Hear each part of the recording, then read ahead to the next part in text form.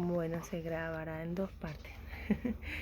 Em, el Señor hace lo que sea para lograr su propósito o el propósito que Él tiene para nuestras vidas. Entonces fíjense cómo el Señor puso, eh, cómo acomodó todo para que José llegara ante Faraón. Vamos a continuar leyendo a ver qué pasa en el versículo 14. Faraón mandó llamar a José y enseguida lo sacaron de la cárcel. Luego de afeitarse y cambiarse de ropa, José se presentó ante el faraón. Vemos las condiciones como estaba José, que lo tuvieron que afeitar y cambiar para presentarse ante el faraón. Es decir, él no estaba bien, aunque estuviera favorecido, estaba preso. Entonces, aquí podemos pensar que había algo más y que él estaba pasando trabajo realmente. ¿Quién le dijo? Tuve un sueño que no había podido interpretar, pero me he enterado de que cuando tú oyes un sueño eres capaz de interpretarlo.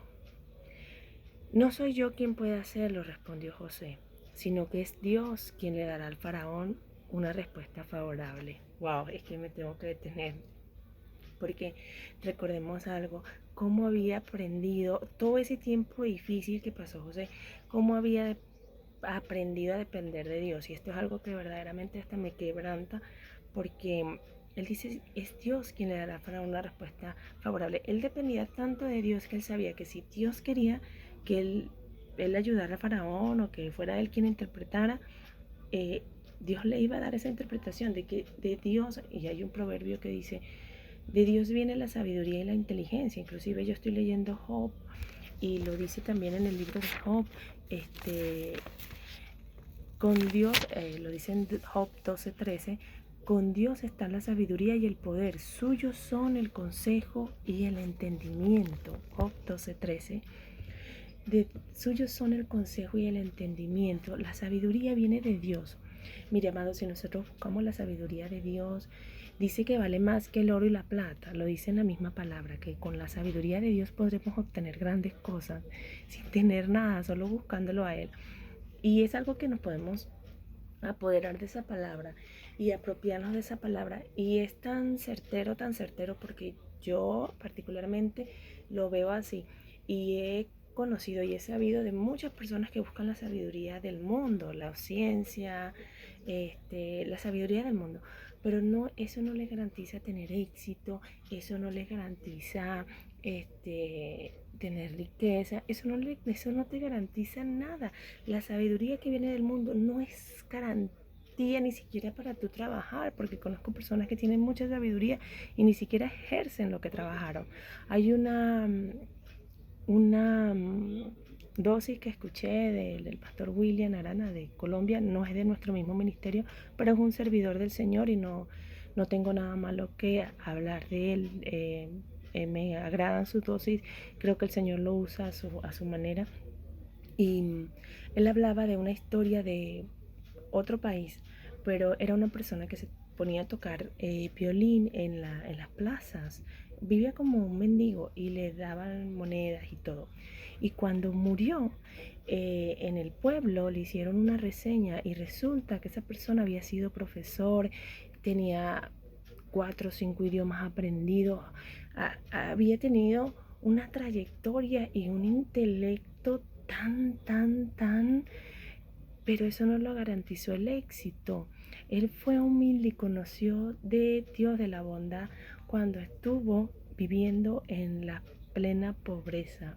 Entonces, de verdad, amados, por más que busquemos como el oro y como la plata, la sabiduría viene de Dios. Es importante si nosotros estudiamos la palabra, si nosotros queremos aprender, si buscamos, aunque no entendamos, buscamos en oración, aún tenemos al Espíritu Santo que nos da el discernimiento, que nos puede ayudar. Y Señor, envíame de tu Espíritu y ayúdame a entender tu palabra.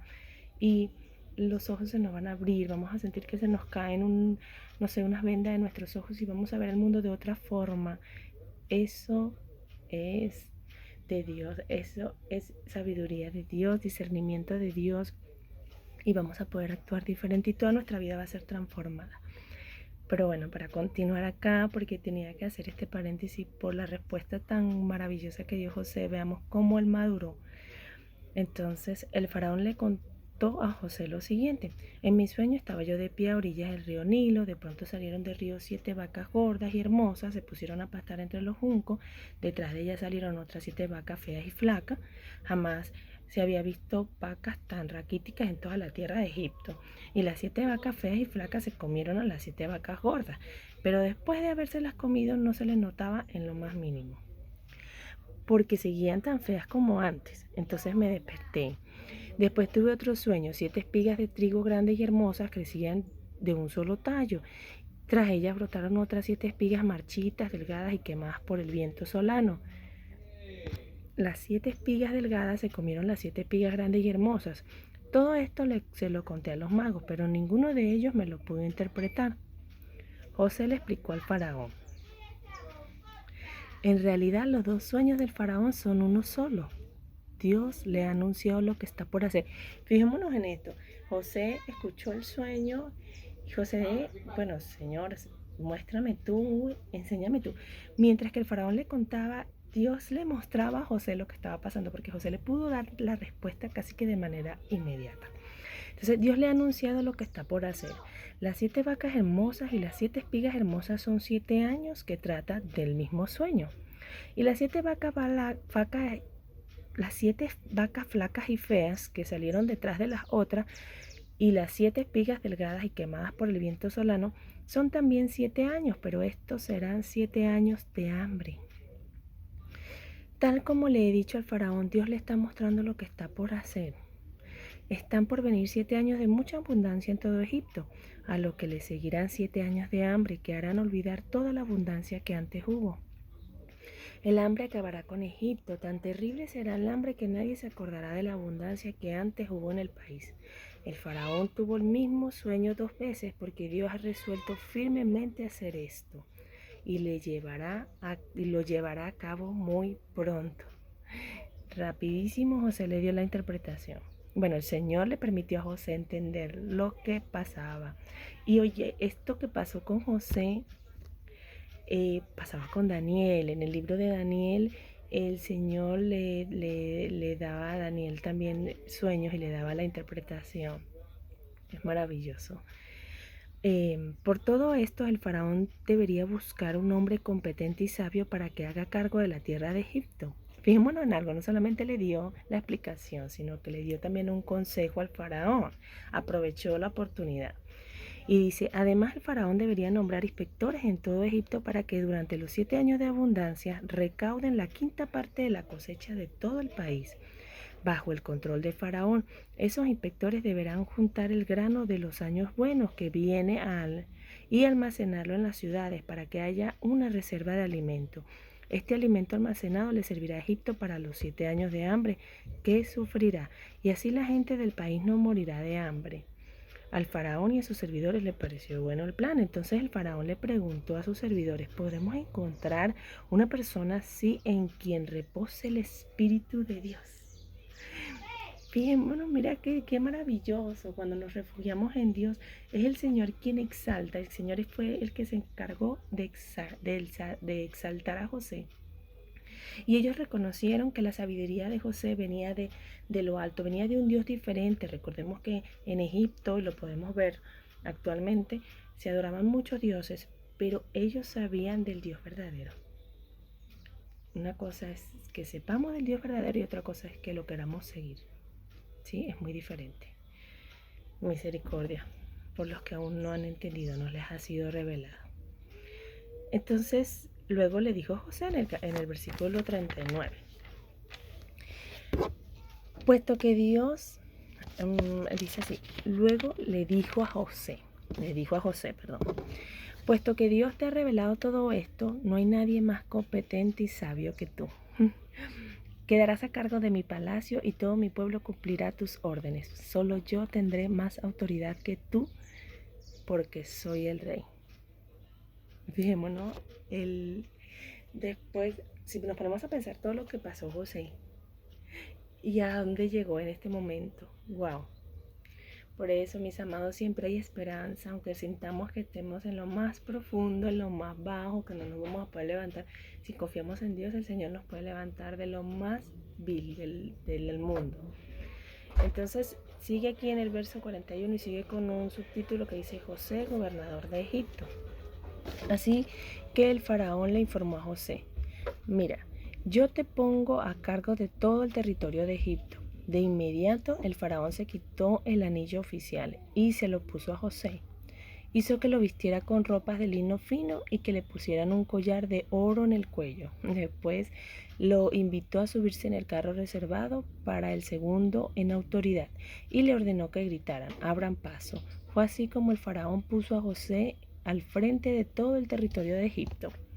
Lo exaltó, lo vistió. ¿Quién era José? Un siervo del Señor, un soñador al que el Señor le revelaba los sueños, al que el Señor le había hablado desde muy pequeño, pero el Señor tuvo que procesar su vida para poder llegar a esta madurez, para poder llegar a este nivel. Pasó por muchas cosas, porque no somos perfectos, porque somos muy fallos y a veces tenemos que pasar por muchas circunstancias para amoldarnos al Señor, y tenemos que pasar, porque verdaderamente si nos vemos, si nos medimos nuestro comportamiento con los comportamientos que tuvo Jesucristo acá, y los podemos ver en los evangelios, estamos muy apartados, muy lejos de Él, y tenemos que ser amoldados para acercarnos a Él.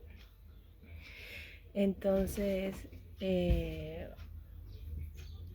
esto pasó en el versículo 43, vamos por el 44. Entonces el faraón le dijo: yo soy el faraón, pero nadie en todo Egipto podrá hacer nada sin tu permiso. Y le cambió el nombre a José y lo llamó Safenat Panea. Además le dio por esposa a Asenat, hija de Potifera, sacerdote de la ciudad de On. De este modo quedó José a cargo de Egipto. Los nombres significan mucho, amados. Los nombres significan mucho, mucho, mucho, mucho, mucho. Tanto así que en Apocalipsis habla de que el Señor nos va a dar un nuevo nombre en la tierra nueva. Cuando lleguemos a lo que trabajemos, a todos nosotros que trabajemos para llegar al reino de los cielos, el Señor nos va a dar un nuevo nombre, porque el nombre de uno como ser, como persona, significa algo. Entonces, bueno, fíjense que le habían cambiado un nombre a un nombre egipcio. Quién sabe qué significaba mi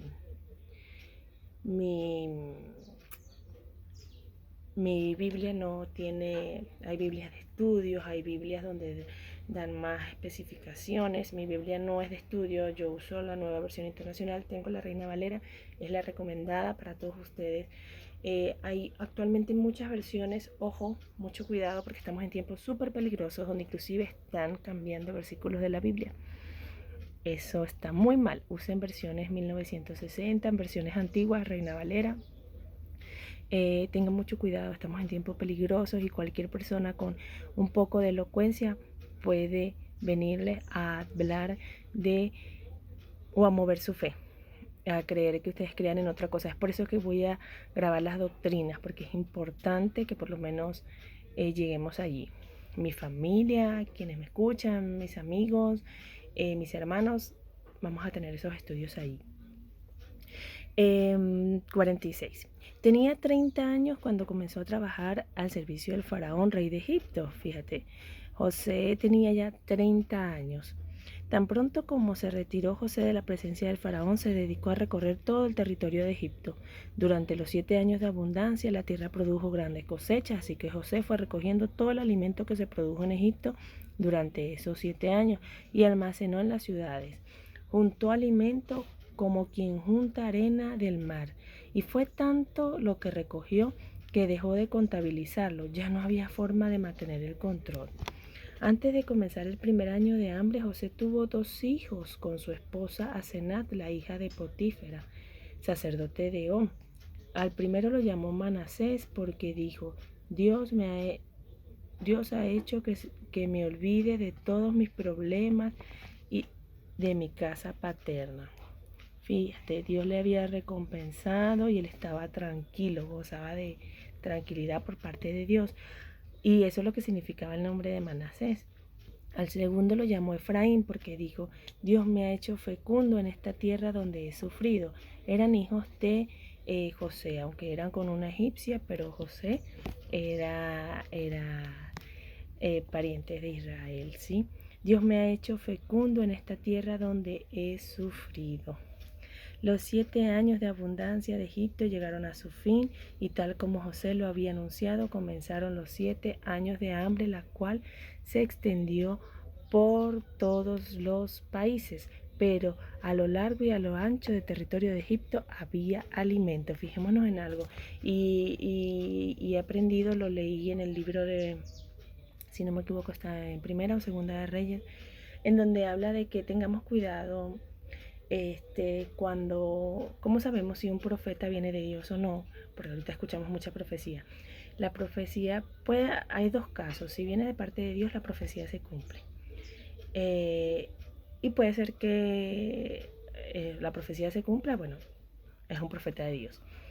Ahora está el otro caso. La profecía se cumple, pero el profeta o la circunstancia van a hacer que nosotros desagrademos a Dios.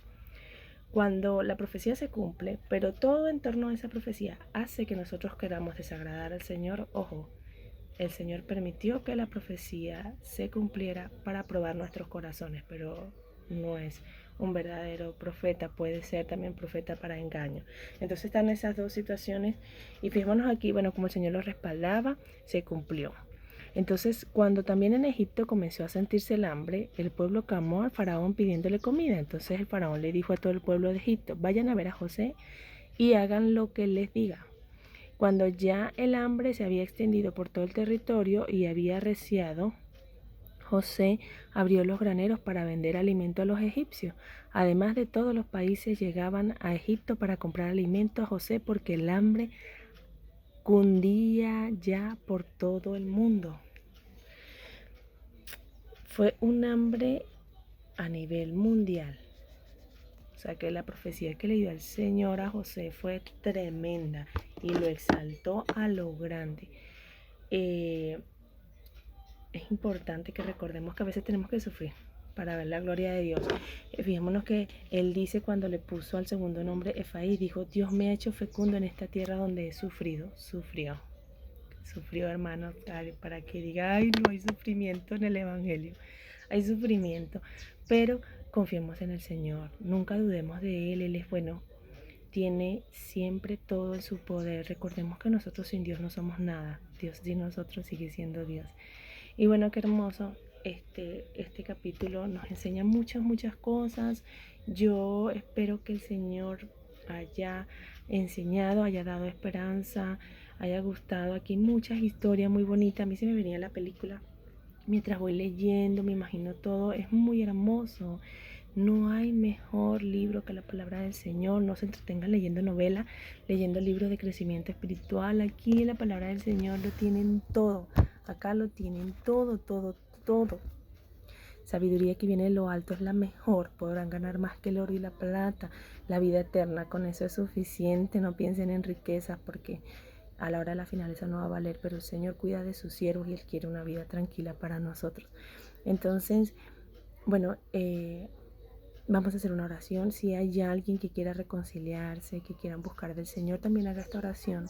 Es muy importante aceptar a Jesucristo en nuestro corazón como un Salvador. Es Él quien puede ayudarnos. Padre nuestro, tú que estás en los cielos, exaltado y glorificado eres por siempre, Señor. En el nombre de Jesús venimos ante ti, reconociendo que nuestro Señor Jesucristo es nuestro único y suficiente Salvador, que Él pagó por nosotros en la cruz del Calvario. Queremos llegar a tu presencia por medio de Jesucristo. Señor, enséñanos a amarte, a conocer tu verdad y tu palabra. Te adoramos, te bendecimos y queremos seguir en un camino que sea agradable a ti. Por favor, muéstranos el camino que debemos de seguir. En el nombre de Jesús te damos gracias por este capítulo, por este estudio. Gracias por los estudios que se vienen. Gracias por tu palabra que es viva y eficaz, Señor, y más cortante que una espada con doble filo que penetra hasta lo más profundo de los tuétanos y discierne los pensamientos del corazón. Te amamos y te bendecimos, Padre, en el nombre poderoso de nuestro Señor Jesucristo. Amén y amén. Y escribe nuestro nombre en el libro de la vida y no lo borres jamás, Señor, te lo pedimos, por favor, en el nombre de Jesús. Amén y amén. Esa parte es muy importante. Bueno, mis amados, voy a subir el próximo estudio lo más pronto posible del capítulo 42. Dios les bendiga. Chao.